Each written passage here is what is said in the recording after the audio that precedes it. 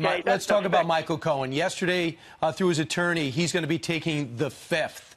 What's your reaction to that, being that you work with him for a couple of decades as your attorney? And he's a good person. What's at stake for you, Mr. President? Hey, look, Brian, you know Michael. Michael's been on your show, I'm sure, a lot. You know, Michael We know. is a good person. Let me just tell you that Michael is in business.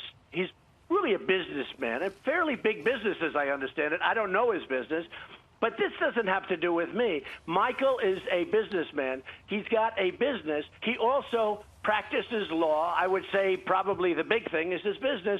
And they're looking at something having to do with his business. I have nothing to do with his business. I can tell you, he's a good guy. But isn't his business your attorney, Mr. President? Well, I have many, just so you understand, I have many attorneys. I have attorneys.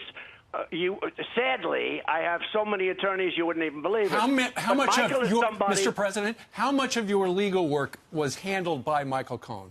Well, as a percentage of my overall legal work, a tiny, tiny little fraction. But Michael would represent me on some things.